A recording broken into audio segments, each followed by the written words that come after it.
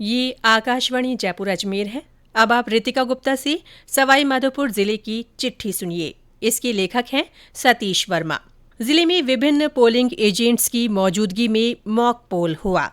इसके बाद सुबह 7 बजे से मतदान प्रक्रिया शुरू हुई, जो शाम 6 बजे तक जारी रही। 6 बजे तक पोलिंग बूथ के अंदर पहुंचने वाले मतदाताओं को भी मताधिकार का अवसर दिया जा रहा है। मतदान के प्रति लोगों में खासा उत्साह देखा गया। हल्की सर्दी के बावजूद सुबह से ही मतदान केंद्रों पर कतारें लग गईं। दिन चढ़ने के साथ ही मतदान प्रक्रिया ने रफ्तार पकड़ी। ग्रामीण क्षेत्रों में महिलाएं रंग बिरंगे परिधानों में सजकर लोकगीत गाते हुए मतदान करने पहुंची। कड़ी सुरक्षा व्यवस्था के बीच मतदान शांतिपूर्ण रूप से संपन्न हुआ। जिले में स्वतंत्र, निष्पक्ष और भयमुक्त चुनाव के लिए पुख्ता इंतजाम किए गए। सवाईमाधोपुर, गंगापुर सिटी, बामनवास और खंडार 4 विधानसभा क्षेत्र जिले में हैं। इनके लिए 42 उम्मीदवार मैदान में हैं। मतदान के साथ ही इनका भाग्य ईवीएम में कैद हो गया है। इसका नतीजा वोटों की गिनती के साथ ही 3 दिसंबर को आएगा। जिले में 957 मतदान केंद्र बनाए गए। पिछले विधानसभा चुनाव की तुलना में इस बार जिले में 99,212 नए मतदाता जुड़े।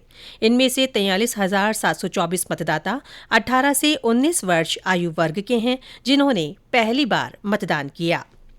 निर्वाचन विभाग की ओर से सभी विधानसभा क्षेत्रों में 8 मतदान केंद्र महिलाओं और युवाओं द्वारा संचालित किए गए।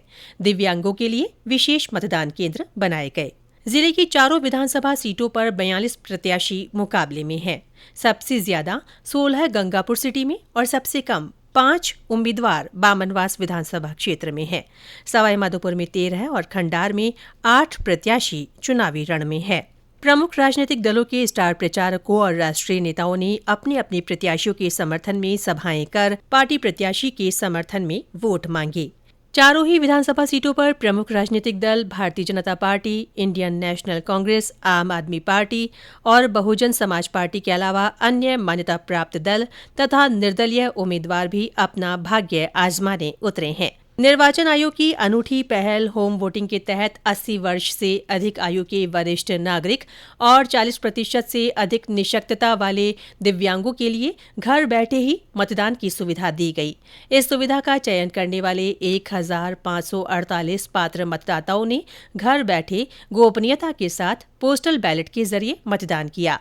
इसी प्रकार विशेष सेवाओं से जुड़े सर्विस वोटर और चुनाव ड्यूटी में लगे कार्मिकों ने भी सुविधा केंद्रों में डाक मतपत्रों से मतदान किया। निर्वाचन विभाग की ओर से जिले में बीते दिनों कई दिनों से मतदाता जागरूकता कार्यक्रम आयोजित हुए। स्वीप गतिविधियां 22 अन्य विभागों के समन्वय के साथ लगातार हुई। 16 से 22 नवंबर तक सतरंगी सप्ताह मनाया गया। इसके तहत रोजाना अलग अलग रंग की थीम और स्लोगन के साथ विभिन्न लक्षित वर्ग को जागरूक किया गया। इस दौरान मतदाता जागरूकता रैलियां, रंगोली, नारा लेखन और दीपदान के कार्यक्रम हुए।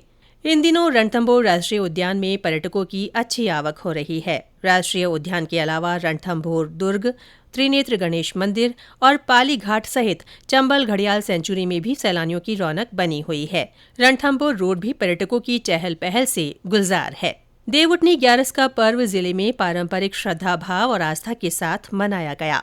इस अवसर पर मंदिरों में तुलसी और शालिग्राम के विवाह सहित अनेक धार्मिक आयोजन हुए। घरों में भी विधिवत रूप से पूजा अर्चना कर देव उठाने की परंपरा कायम रही। रोशनी का पर्व दीपोत्सव पारंपरिक श्रद्धा भाव, आस्था और उल्लास के साथ मनाया गया।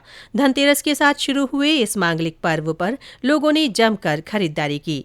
रूप चौदस पर परंपरागत रूप से महिलाओं ने श्रृंगार किया और छोटी दीपावली के रूप में पूजा की गई। दीपावली के दिन सुबह से ही बाजारों में भारी भीड़ देखने को मिली। लोगों ने पटाखे, मिठाई, मेवों, फल फूल और पूजन सामग्री की खरीदारी की। घरों और व्यापारिक प्रतिष्ठानों में लक्ष्मी गणेश पूजन कर सुख समृद्धि की कामना की गई। इसके साथ ही सवाईमाधोपुर जिले की चिट्ठी समाप्त हुई।